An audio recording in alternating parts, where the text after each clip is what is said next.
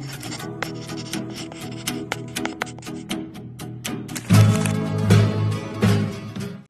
friends, welcome to my new vlog. ඉතින් අද අරගෙන ආවේ foreigners ලෙන් පිරුණු ටවුන් එකක වීඩියෝ එකක්. මේ දවස්වල නම් ගොඩාක් සතුටින් ඉන්නේ. මොකද ස්ප්‍රින්ග් සීසන් එකත් පටන් ගත්තා. ඉතින් මල් පිපිලා කොරියාව ගොඩාක් ලස්සනයි. මේ අපි දැන් යන ටවුන් එකේ නම තමයි කිමේ. ඉතින් දැන් අපි මේ කිමේ ටවුන් එකට ඇවිල්ලා ඉන්නේ. අපි මුලින්ම අපි ආවේ මෙන්න මේ කඩේට.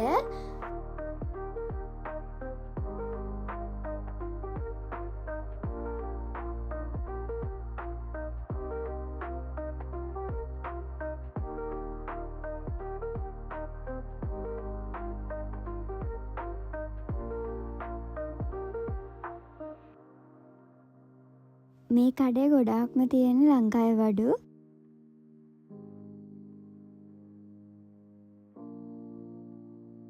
දැන් අපි ඒ වඩු ටික අරගෙන ඉවරයි. දැන් අපි යන්නේ ලොටෝ ගන්න. ඉතින් අපි යමු.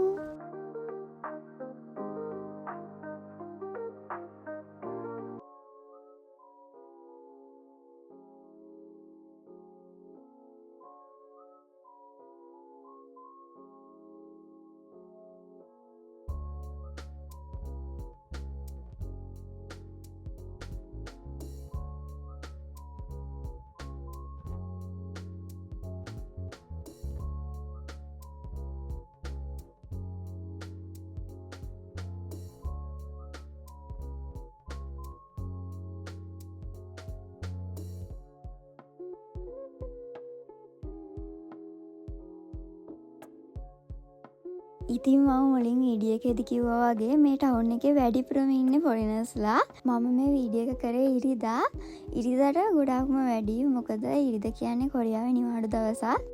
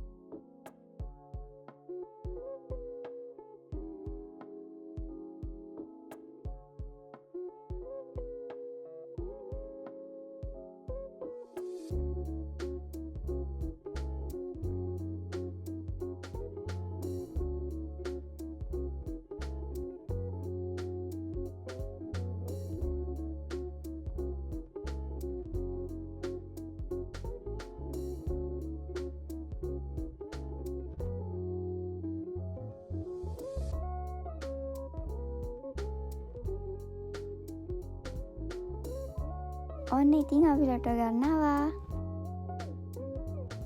ලොටෝ අරගෙන අපි දැන් මේ යන්නේ කිමේ පොළට. කිමේ පොළේත් ලංකාවේ බඩු, ලංකාවේ එළවලු වගේ දේවල් ගොඩාක් තියෙනවා. ඒ වගේම වෙන රටවල් වල කෑමත් ගොඩ හරියක් තියෙනවා.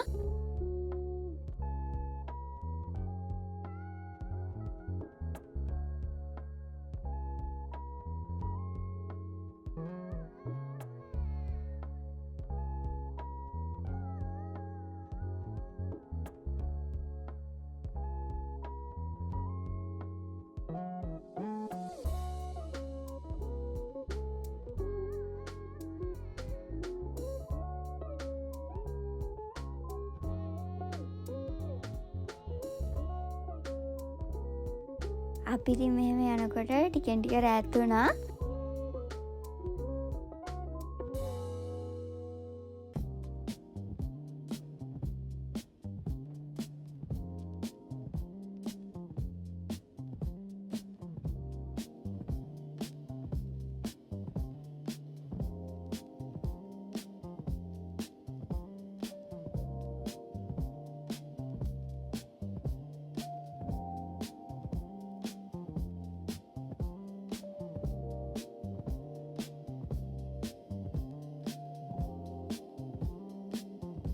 ඔන්න ඉතින් අපි පොලට ආවා. පොලේ ඉරිදට ගොඩාක් කට්ටිය ඉන්නවා.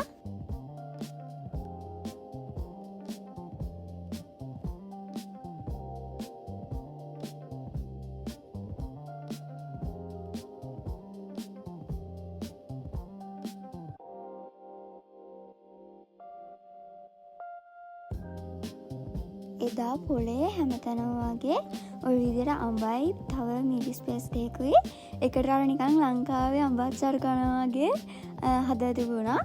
ඉතින් අපිටත් ඒක කාලා බලන්න ආස හිතුණා. ඒ වුණාට ඒක එහෙම කද්දී අඹාච්චාරු රසක් නෙවෙයි එන්නේ නිකන් ආනේ මන්ද හිතා ගන්න බෑ. කොහොම හරි ඒක වියට්නාම් හරි තායි හරි කෑමක්. ඒ කියන්නේ අපි හිතුවේ අඹාච්චාරු වගේම වෙන්නේ නැති කියලා. ඒ වුණාට අඹාච්චාරු වගේ නෙවෙයි නිකන් ඒ පේස්ට් එක ගහගෙන කන්න තියෙන නිකන් අඹාච්චාරු රස නෙවෙයි තියෙන්නේ. ඒ වුණාට ඒකේ අමුතුම රසකුත් තිබුණා. ඒ වුණාට අඹාච්චාරු වගේ නෙවෙයි. ඉතින් අපි පොලෙන් ගතපු දේවල් ටික කාර් එකට දාලා ආයෙමත් ගියා රයිස් ගන්න. කොච්චර ගෙදර රයිස් හදලා කෑවත් වැඩක් නැහැ. කිමේ ආවොත් නම් රයිස් කාලම යන්න ඕනේ. ඒ වුණාට අද කඩේට ගියාට පස්සේ සෙනඟ ටිකක් වැඩි වගේ කියලා හිතුන නිසා අපි රයිස් ගෙදර අරගෙන ආවා. ගෙදර ඉඳන් කන්න. ඒ වගේම ක්‍රීම් සෝඩායි රෝල්ස් ගත්තා. මම ඉස්සර ලංකාවේදී කුඩා කාසුවීම එකක්.